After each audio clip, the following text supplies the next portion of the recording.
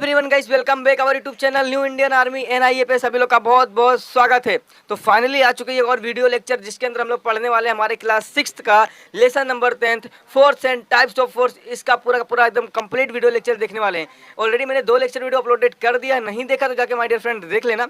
और आज हम लोग पढ़ने वाले लेक्चर नंबर 3 और इसके अंदर आज का चैप्टर हमारा हो जाएगा खत्म। मतलब हमारा जो चैप्टर नंबर 10th है force and types of force finally खत्म हो जाएगा माय डियर फ्रेंड। तो अच्छे से पढ़ना, एंजॉय करना। उससे पहले मैं कहना चाहूँगा हमारे इस चैनल पे अगर आप नए हो, हमसे जुड़ना चाहते हो तो इस चैनल को क्या कर लो, सब्सक्राइब कर लो, बेल वाला आइकन ऑल पे सेट रखना जिससे आने वाली हर एक वीडियो का नोटिफिकेशन आपको मिलता रहे, जिससे आप अच्छे तरीके से सब कुछ पढ़ाई कर सको ढाफू तरीके से। तो चलो माय डियर फ्रेंड फटाफट से स्टार्ट करते और बहुत अच्छे तरीके से मैं यहाँ पर आपको पढ़ा के देने वाला हूँ। तो सब कुछ ध्यान से देखना, अच्छे से पढ़ना और इंजॉय करना। तो चलो फटाफट पढ़ते। देखो chapter number 10th force and types of force, इसका ऑलरेडी मैंने 2 लेक्चर वीडियो अपलोड कर दिया है। ये हमारा आखिरी लेक्चर वीडियो है जिसके अंदर हमारा चैप्टर टोटली हो जाएगा खत्म। तो चलो स्टार्ट करते हैं। अभी हम लोग देखेंगे हमारा चौथा फोर्स जिसका नाम होता है मैग्नेटिक फोर्स। आप बोलोगे भैया मैग्नेटिक फोर्स क्या होता है? मैं यहाँ पर आपको डिटेल में बताता हूँ मैग्नेटिक फोर्स आखिर होता क्या है। ध्यान देना, मैग्नेटिक का मतलब होता है मैग्नेट, है ना। मैग्नेटिक मतलब होता है मैग्नेट। मैग्नेट मतलब क्या? चिंबक, वो जो खींच लेता है ना किसी लोखंड को अपने पास चिपका लेता है ना। तो चिंगम नहीं बोल रहा हूँ चिंगम नहीं बोल रहा हूँ, निकल गया गलती से। चिंबक बोलते हैं जिसको मैग्नेट बोलते हैं। तो होता क्या है, अगर आपने मैग्नेट कभी लिया होगा, उससे खेला होगा तो आपको मालूम होगा। हम लोग ना कोई भी लोखंड लेते हैं और लोखंड से दूर हम लोग मैग्नेट को रखते हैं ना, ऐसे ऐसे करते हैं, ऐसे ऐसे देखो ऐसे ऐसे। तो क्या होता है मालूम है, वो लोखंड ऑटोमेटिक घूमने लगता है, नाचने लगता है, फिर उसमें आके चिपक जाता है। ऐसा क्यों होता है भाई? मैंने ना उसको मैग्नेट से मैंने चिपका, ऐसा टच भी नहीं किया, फिर भी वो चिपक कैसे गया? बिकॉज मैग्नेट के पास एक पावर होता है जिसे हम लोग मैग्नेटिक फोर्स बोलते हैं। फोर्स यानी पावर, है ना। मैग्नेटिक फोर्स बोलते हैं।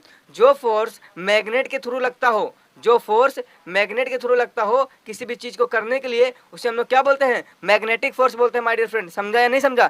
यहाँ पर ध्यान दो। देखो, the force exerted by a magnet is called magnetic force. मतलब एक ऐसा फोर्स जो मैग्नेट लगाता हो। एग्जर्टेड मतलब होता है लगाना, ठीक है। एक ऐसा फोर्स जो मैग्नेट लगाता हो उसको हम लोग क्या बोलेंगे? मैग्नेटिक फोर्स बोलेंगे। अब यहाँ पर समझाता हूँ आपको, यहाँ पर ध्यान देना। देखो ध्यान से, यहाँ पर ध्यान दो। एक मैग्नेट है ना, यहाँ पर एक मैग्नेट है। देखो मैग्नेट कहाँ पर है? यहाँ पर है, ठीक है। और यहाँ पर मेरा नीचे पूरे क्या रखे हुए? लोखंड रखे हुए, मतलब जो नेल ऑयल है, ठीक है। अब यहाँ पर ध्यान देना, ये जो पिन है वो मेरा मैग्नेट देखो कितना दूर है, अब पिन देखो कितना दूर है ना। बीच में डिस्टेंस दिख रहा है, नहीं दिख रहा है डिस्टेंस। फिर भी ये जो पिन है मैग्नेट में कैसे चिपक गया? बिकॉज मैग्नेट के पास एक फोर्स है, मैजिक फोर्स है, और उस फोर्स की मदद से उसने क्या किया? लोखंड को खींच लिया, है ना। तो यहाँ पर लोखंड को खींचने के लिए कौन सा फोर्स है? किसने फोर्स लगाया? मैग्नेट ने लगाया ना फोर्स। इसके लिए मैग्नेटिक फोर्स, इसके लिए हम लोग क्या बोलते हैं? इसको मैग्नेटिक फोर्स बोलते हैं। समझ में आया या नहीं समझ में आया माय डियर फ्रेंड? इतना छोटा सा कॉन्सेप्ट है यार। एक ऐसा फोर्स जो मैग्नेट लगाता हो उसको हम लोग क्या बोलेंगे? मैग्नेटिक फोर्स बोलेंगे माय डियर फ्रेंड। चलो आगे बढ़ते हैं। आई होप आपको ये कुछ समझ गया होगा, क्लियर हो गया होगा। अभी आ जाओ यहाँ पर। अभी हम लोग देखेंगे फ्रिक्शनल फोर्स। ये फ्रिक्शनल फोर्स क्या होता है? आप याद रखना, फ्रिक्शनल फोर्स बहुत ज़्यादा इंपॉर्टेंट होता है हमारे जीवन के लिए। और फ्रिक्शनल फोर्स मालूम है क्या होता है? देखो यहाँ पर क्या होता है फ्रिक्शनल फोर्स। सपोज करना हम लोग चलते हैं ना, है ना, हम लोग चलते हैं तो हम लोग चल के पाते हैं बिकॉज ऑफ फ्रिक्शनल फोर्स। और यहाँ पर ध्यान देना, अगर आपने देखा होगा कि आप कैरम जब खेलते हो, कैरम कभी खेला है? याद रखो, कैरम खेला है? नहीं खेला है। कैरम खेलना पता चलेगा। देखो अगर आपने कैरम खेला होगा तो आप गोटी को ऐसे मारते हो, ठीक है। गोटी को ऐसे मारते हो तो जो उसका स्ट्राइकर होता है उसको मार देते हो। वो मार देते हो तो थोड़ा दूर जाता है, फिर बीच में कहीं जाकर रुक जाता है ना। वो क्यों रुक जाता है? वो रुकता क्यों है? मैंने एक बार गोटी को मार दिया ना तो तू चलते रहे ना, तो रुकता कौन है? वो ऑटोमेटिक क्यों रुक जाता मेरे भाई? कोई रोकता है क्या उसको पकड़ के? नहीं रोकता, फिर भी वो रुक जाता है। क्यों? ऐसा क्यों होता है? वो जो गोटी है एक बार मैंने उसको मार दिया ना खींच के, तो उसका चलना चाहिए था ना, वो रुकता क्यों है? कौन उससे रोकता है? कौन सा फोर्स है जो उस गोटी को रोकता है माय डियर फ्रेंड? यहीं पर मैं आपको बताने वाला हूँ। वो जो एक फोर्स होता है उसे हम लोग बोलते हैं फ्रिक्शनल फोर्स, जो हम लोग पढ़ने जा रहे हैं। और यही फोर्स उस गोटी को रोकता है। अब ये कैसे वर्क करता है मैं आपको पहले दिखा देता हूँ एक वीडियो के थ्रू, उसको आप देख के समझ लो, ठीक है। उससे आप देख के समझ लो, फिर आपको यहाँ पर मैं डेफिनेशन बताता हूँ। चलो फटाफट से वीडियो देखो। तो आ जाओ दोस्तों, यहाँ पर मैं प्रैक्टिकल करके आपको दिखाता हूँ, ठीक है, कि कैसे यहाँ पर फ्रिक्शनल फोर्स जो है अप्लाई होता है, ठीक है। यहाँ पर देखना मेरे पास एक पेंसिल है और ये जो मेरा सरफेस है, ठीक है, ये एक जो भी हमारा सरफेस है ग्राउंड का, और ये मेरा पेंसिल और पेंसिल का सरफेस है, ठीक है। मैंने यहाँ पर रखा, ठीक है, और यहाँ से मैंने इसको फोर्स लगाया। ये मूवमेंट करते करते गया, ठीक है, करते करते गया और यहाँ पर आके रुक गया। तो ऐसा क्यों हुआ? ये रुका क्यों? मालूम आपको बता दूं कि ये जो इसका सरफेस है ज़मीन का और जो मेरे पेंसिल का सरफेस है, ये जब एक दूसरे के कांटेक्ट में आता है ना, तो यहाँ पर एक फोर्स क्रिएट होता है जो इस मोशन को, अभी जो पेंसिल चल रहा था यहाँ से वहाँ से जा रहा था, क्या कर रहा था? मोशन कर रहा था ना, तो इस मोशन को रोकता है, रेजिस्ट करता है। वो अपोजिट होता है इसके। देखो यहाँ से फोर्स लगाया था मैंने, इस साइड से जा रहा था ऐसे ऐसे, तो अपोजिट साइड से एक जो फोर्स अप्लाई होता है, ठीक है, इसको रोकने के लिए, मोशन को रोकने के लिए इसको हम लोग क्या बोलते हैं, फ्रिक्शनल फोर्स बोलते हैं, समझा। तो यही होता है फ्रिक्शनल फोर्स का कॉन्सेप्ट, जो क्या करता है, किसी भी मोशन वाले ऑब्जेक्ट को रेसिस्ट करता है, उसको रोकने का काम करता है अपोजिट साइड से फोर्स अप्लाई करके। So my dear friend, video आप लोगों ने देख लिया, क्या सीखा वहाँ पर मैंने आपको बताया, ये बताया कि एक पेन है, ठीक है, एक पेन है, पेन मूवमेंट कर रहा है, ठीक है, यहाँ से मैंने फोर्स लगाया तो ऐसे से आ रहा था, मोशन कर रहा था, ये आते आते यहाँ पर फिर कुछ देर आया, फिर यहाँ पर रुक गया। क्यों रुका? बिकॉज इसके अपोजिट साइड से एक और फोर्स अप्लाई हो रहा है, उसको हम लोग क्या बोलते हैं, फ्रिक्शनल फोर्स बोलते हैं। समझ में आया या नहीं समझ में आया? चलो बताता हूँ यहाँ पर इसका डेफिनेशन। यहाँ पर ध्यान दो, frictional force is the force that resist motion. Frictional force एक ऐसा फोर्स है जो मोशन को रेजिस्ट करता हो, रेजिस्ट यानी रोकना, है ना, रेजिस्ट यानी रोकना। एक ऐसा फोर्स है जो मोशन, अभी देखो पेन यहाँ था ना, और पेन ऐसे चल रहा था, तो पेन को रोक रहा है, पेन कैसा मोशन में, और मोशन को रोकने का काम जो करता है उसे क्या बोलते हैं, फ्रिक्शनल फोर्स बोलते हैं। तो फ्रिक्शनल फोर्स क्या करता है, मोशन को रेजिस्ट करता है, किसी भी ऑब्जेक्ट के मोशन को रोकने का काम करता है। देखो व्हेन द सरफेस, कब रुकता है वो, कब वो रोकता है किसी भी ऑब्जेक्ट को, जब मोशन में होता है तो कब रोकता है किसी भी ऑब्जेक्ट को। यहाँ पर ध्यान दो, when the surface of one object come in the contact of with the surface of another. मैंने आपको क्या दिखाया था वीडियो में, क्या बताया था कि देखो ये मेरा ग्राउंड है ना, ये मेरा जमीन है, उसके ऊपर मैंने यहाँ पर पेन रखा, ठीक है, पेन, तो ये पेन का सरफेस और ये ग्राउंड का सरफेस, जब एक दोनों सरफेस एक दूसरे के कॉन्टेक्ट में आते हैं, ठीक है, in the form of motion, तो वहाँ पर हमारा फ्रिक्शनल फोर्स क्रिएट होता है, और ये क्या करता है, अपोजिट साइड से उसको रोकने की कोशिश करता है, जिससे वो पेंसिल क्या होता है, थोड़ी दूर जाने के बाद रुक जाता है। Clear my dear friend? समझ में आया या नहीं समझ में आया? एकदम चिंदी फता मैंने आपको पूरा एक्सपेरिमेंट करके भी दिखा दिया, जिससे आपको क्लियरली सब कुछ समझ जाएगा, समझा। एक बार मैं यहाँ पर रीड करता हूँ फ्रिक्शनल फोर्स क्या होता है। देखो, frictional force is the force that resist motion when the surface of one object come in contact with the surface of another. समझा? मतलब हमारा फ्रिक्शनल फोर्स एक ऐसा फोर्स है जो मोशन को रोकने का काम करता है, जब एक सरफेस किसी ऑब्जेक्ट का दूसरे सरफेस से मिलता है तब। समझ में आया या नहीं आया माय डियर फ्रेंड? मैंने वीडियो के थ्रू आपको सब कुछ समझा दिया, आई होप आपका सब कुछ डाउट क्लियर हो गया होगा। चलो आगे बढ़ते हैं, उससे पहले यहाँ पर मैं जो डायग्राम है ना, यहाँ पर आपको दिखा देता हूँ। देखो यहाँ पर देखो हमारा कैरम है, ये हमारा गोटी है, ठीक है। सपोज करना मैंने इसको गोटी को मारा, और ये गोटी यहाँ थी, यहाँ मैंने इसको मारा, ऐसे ऐसे यहाँ पर लड़ा, यहाँ पर आया, यहाँ पर रुक गया। तो गोटी यहाँ पर रुका क्यों? गोटी को मैंने मार दिया ना एक बार, तो यहाँ पर रुका क्यों? भाई इसको चलना चाहिए था ना, इसे गोल गोल गोल इसके अंदर घूमना चाहिए था, लड़ना चाहिए था, पर ये रुक क्यों गया? यहाँ था, यहाँ से मारा, इससे लड़ा और यहाँ पर रुक गया। क्यों रुका? बिकॉज हमारा जो कैरम है ना, इसका जो सरफेस है, ठीक है, इसका सरफेस के ऊपर हमारा जो गोटी है मूव कर रहा है, तो इसका सरफेस और हमारी गोटी का सरफेस जब एक दूसरे के कांटेक्ट में आएगा, ठीक है, तो in the form of motion, ये गोटी जब मोशन कर रहा होगा तब। समझ में आया ना? तब यहाँ पर एक फोर्स अप्लाई होता है अपोजिट साइड से इस गोटी को रोकने के लिए, जिसका नाम होता है फ्रिक्शनल फोर्स। इसकी वजह से गोटी रुक जाता है। अगर माय डियर फ्रेंड, अगर मैं इस पे पाउडर डाल दूं, है ना, हम लोग कैरम खेलते हैं, जब गोटी नहीं भागता तो हम लोग क्या करते हैं, पाउडर डाल देते हैं। तो जब मैं पाउडर डाल देता हूँ ना, पाउडर कैसा सिल्की सिल्की सा होता है ना, बहुत एकदम सॉफ्ट। जब हम लोग पाउडर को डाल देते हैं तो यहाँ पर क्या होता है, पाउडर क्या करता है, यहाँ के फ्रिक्शन को ना वो कम कर देता है, लेस कर देता है। तो यहाँ का कैरम बोर्ड का फ्रिक्शन जब लेस हो जाता है, तब गोटी मारते एक बार तो बहुत ही ज्यादा भागता है ना, बहुत तेज भागता है, बहुत दूर बहुत देर तक भागते रहता है।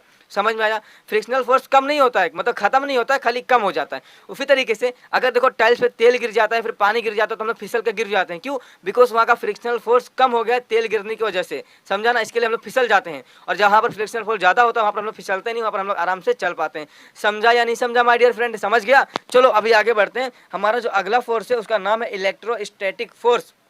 इलेक्ट्रोस्टैटिक फोर्स बहुत छोटा फोर्स है, आप लोगों ने किया होगा बचपन में, है ना, आपने देखा होगा। देखो कंघी लेते हैं, ऐसे बाल में रगड़ते हैं, ऐसा ऐसा ऐसा ऐसा रगड़ने के बाद हम लोग क्या करते हैं, पेपर का छोटा छोटा पीस काट के रखे रहते हैं, और हम लोग कंघी रगड़ने के बाद में उस पर ऐसे करते हैं ऊपर से, तो पेपर गोल गोल घूमने लगता है, फिर मूवमेंट करता है, फिर उसमें चिपक जाता है। ऐसा क्यों होता है? बिकॉज हम लोग ने ऐसे रगड़ा ना, ऐसे कंघी को, तो कंघी क्या हो गया, चार्ज हो गया, कंघी के अंदर चार्ज आ गया, ठीक है, कंघी फुल हो गया, उसका बैटरी फुल हो गया, और जब वो बैटरी फुल हो गया और हम लोग जब पेपर के पास लेकर गए तो उसमें ना पूरा पेपर चिपक गया। क्यों? बिकॉज उसके अंदर एक फोर्स आ गया, ठीक है, उसके अंदर चार्ज होने के बाद एक फोर्स आ गया, जिसका नाम होता है इलेक्ट्रोस्टैटिक फोर्स। समझा माय डियर फ्रेंड? समझा माय डियर फ्रेंड? देखो यहाँ पर एग्जांपल आपको दिखाता हूँ। देखो यहाँ पर देखो कंघी है, ठीक है, ये भाई सब ऐसे कंघी कर रहे, और कंघी करने के बाद में कंघी अब कैसे करते गए ना, करते गए, अभी कंघी चार्ज हो गया। अभी चार्ज कंघी को जब हम लोग पेपर के पास लेकर आए तो पेपर ना चिपक रहा है, उसके अंदर मूवमेंट कर रहा है। क्यों? बिकॉज कंघी चार्ज हो गया, और चार्ज होने के बाद इसके अंदर एक फोर्स आ गया, जिसका नाम है इलेक्ट्रोस्टैटिक फोर्स। और इसी फोर्स की वजह से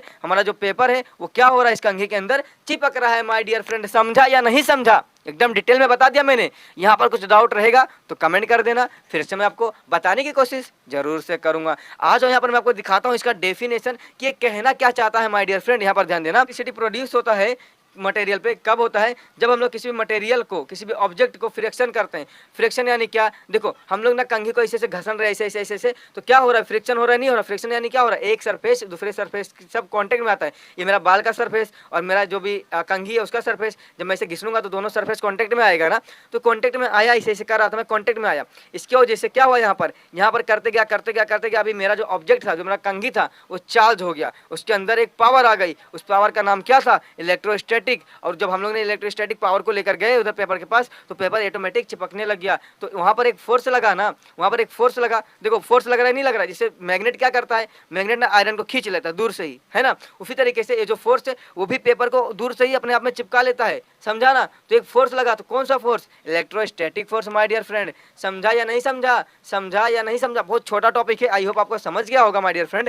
देखो फिर से मैं एक बार रीड कर देता हूँ इसको, पूरा का पूरा डेफिनेशन रीड करूंगा, आपको ध्यान से सुनना है। देखो, static electricity is produced on a material like rubber, plastic, ebonite due to the friction। Friction बताया मैंने क्या होता है। फिर the force exerted by the such electrically charged material is called the electrostatic force। समझा, मतलब किसी भी ऑब्जेक्ट को आप स्केल से भी कर सकते हो। आपके पास स्केल है क्या, मेरे पास स्केल है क्या, रुको मैं बताता हूँ। अभी मेरे पास स्केल नहीं है, ठीक है। देखो मेरे पास स्केल नहीं है, आप क्या करो, स्केल ले लो, स्केल है ना, स्केल लाइन खींचने वाला स्केल ले लो। स्केल को लो, ऐसा बाल में क्या करो, ऐसे रख के ऐसे ऐसे रगड़ो, ऐसे रगड़ो रगड़ो रगड़ो रगड़ो रगड़ो, ऐसे रगड़ते रहो, ठीक है। जो मैं बोल रहा सुनना ध्यान से, ऐसे रगड़ो, ऐसे ऐसे रगड़ो रगड़ो रगड़ो रगड़ो रगड़ो रगड़ो, रगड़ दिया मैंने। अब क्या हुआ ना, अब देखना इसके अंदर ना अभी चार्ज हो गया, इसकी बैटरी फुल हो गई है, समझा माय डियर फ्रेंड। इसकी बैटरी क्या हो गई, फुल हो गई। अब इसकी बैटरी फुल हो गई ना, तो इसके अंदर एक पावर आ गया, एक एनर्जी आ गया। अभी वो क्या, कौन सा एनर्जी होता है, इसको हम लोग क्या बोलते हैं, इलेक्ट्रोस्टैटिक। अभी ये जो एनर्जी है ना, अब इसके थ्रू जो फोर्स निकलेगा, ठीक है। अभी मैं पेपर अगर काट के मैं नीचे रखूंगा, पेपर का छोटा सा टुकड़ा रखूंगा ना, और मैं इसके पास ले जाऊंगा इसे, तो पेपर इसके ऊपर चिपक जाएगा, है ना, इसके ऊपर चिपक जाएगा। तो ये कौन सा फोर्स लग रहा है, इलेक्ट्रोस्टैटिक फोर्स लग रहा है, क्योंकि मैंने क्या बोला, ये जब चार्ज हो गया तो हम लोग ने इसको क्या बोला, इलेक्ट्रोस्टैटिक, ठीक है। और इसके थ्रू जो फोर्स लग रहा है उस पेपर को उठाने के लिए हम लोग क्या बोलेंगे, इसको इलेक्ट्रोस्टैटिक फोर्स। समझा माय डियर फ्रेंड। ये पेंसिल से नहीं होगा, आप स्केल ले लेना या फिर कंघी ले लेना, उससे करना, या फिर बलून ले लेना, बलून, देखो बलून यहाँ पर है, ठीक है। ये बलून ले लो और बलून को फिर से रगड़ो, और लगाने के बाद में फिर पेपर के टुकड़े के नीचे ले जाओ तो चिपक जाएगा। समझा माय डियर फ्रेंड। तो ये है, आपको डेफिनेशन क्या करना, याद करके रखना, बहुत ज्यादा इंपॉर्टेंट है। और यहाँ पर कुछ मैंने एग्जांपल जो आपको बताया, इसे आपको याद करके रखना है। तो I hope my dear friend आपको सब कुछ क्लियर हो गया होगा।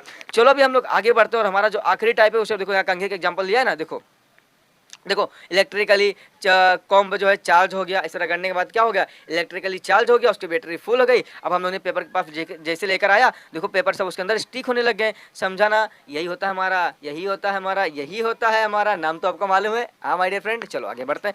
अब हमारा जो आखिरी है ना, उसका नाम है कंबाइंड फोर्स। देखो यहाँ पर मैंने कुछ लिखा नहीं है, बिकॉज कंबाइंड फोर्स आपको याद नहीं रखना है, खाली आपको समझ के रखना है, बिकॉज एग्जाम में नहीं आता, और अच्छे से आपको समझ के रख लेना है, ज़्यादा कुछ हार्ड नहीं है। देखो कंबाइंड फोर्स क्या होता है, जब बहुत सारे फोर्स, है ना, जब बहुत सारे फोर्स, 3-4 फोर्स एक साथ मिलकर काम करते हो, उससे हम लोग क्या बोलेंगे my dear friend, combined force. Combined मतलब बहुत सारे मिलकर एक चीज बनाओ तो कंबाइंड, है ना। तो कंबाइंड फोर्स यानी बहुत सारे चीज का फोर्स एक साथ लगता हो, उससे हम लोग क्या बोलेंगे, कंबाइंड फोर्स बोलेंगे माय डियर फ्रेंड। समझा या नहीं समझा, बस इतना सा आपको समझ के रखना है। देखो माय डियर फ्रेंड, मैं आपको बताता हूँ हम लोगों ने इस वीडियो के अंदर क्या क्या पढ़ लिया। देखो हम लोगों ने क्या क्या पढ़ा, हम लोगों ने पढ़ा मैग्नेटिक फोर्स क्या होता है, उसका डेफिनेशन देख लिया। फिर हम लोगों ने देखा फ्रिक्शनल फोर्स क्या होता है विथ वीडियो के साथ, और हम लोग ने उसका पूरा पूरा डेफिनेशन देख लिया, एग्जांपल देख लिया। फिर हम लोग ने देखा इलेक्ट्रोस्टैटिक फोर्स क्या होता है, पूरा पूरा डिटेल में पढ़ लिया। फिर अभी हम लोग ने देखा कंबाइंड फोर्स क्या होता है ना, छोटा सा फोर्स था, उसे भी हम लोग ने देख लिया। अभी हम लोग देखेंगे कि हम लोग ने और पूरे चैप्टर हम लोग ने क्या क्या पढ़ा, है ना।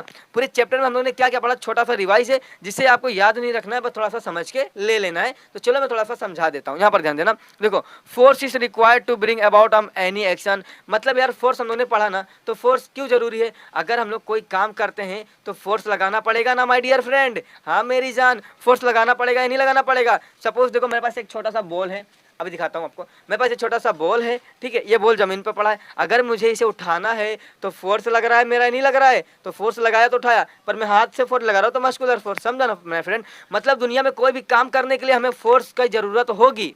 समझा, बस इतना सा।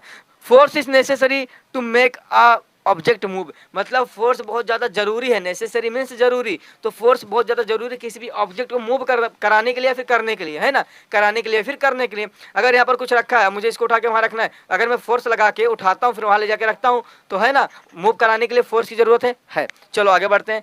चेंज डायरेक्शन, मोशन, अगर कोई ऑब्जेक्ट मोशन में है तो उसका डायरेक्शन चेंज करने के लिए भी फोर्स का इस्तेमाल होता है। फिर अगर किसी भी ऑब्जेक्ट का अगर हमें शेप चेंज करना है, शेप है ना, मैंने आपको बताया था वो इसी से पीट पीट के हथौड़े से लोखंड को चिपटा बना दिया, एकदम पतला कर दिया।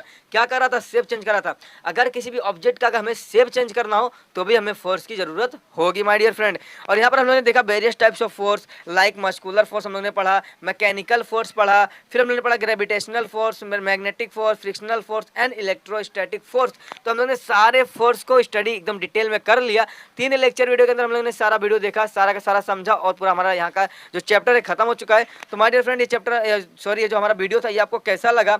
अच्छा लगा हो तो लाइक कर देना, और हमारे चैनल पे हो तो प्लीज यार चैनल को सब्सक्राइब करके बेल वाला आइकन ऑल पे सेट रखना, जिससे आने वाली हर एक वीडियो का नोटिफिकेशन आपको मिलता रहे। और thank you for watching this video. और ये वीडियो हमारा था आखिरी इस चैप्टर का, और चैप्टर फाइनली हो चुका है खत्म। मैंने तीनों वीडियो लेक्चर में बहुत ही ढाफू तरीके से सब कुछ पढ़ा के दिया, शायद आपको यूट्यूब पे किसी ने ऐसा पढ़ा के ना दिया हो। तो मिलेंगे दोस्तों हम लोग क्वेश्चन आंसर के वीडियो के अंदर, और फिर मिलेंगे हमारे अगले चैप्टर के अंदर। तब तक के लिए बाय बाय, जय हिंद, वंदे मातरम, टेक केयर।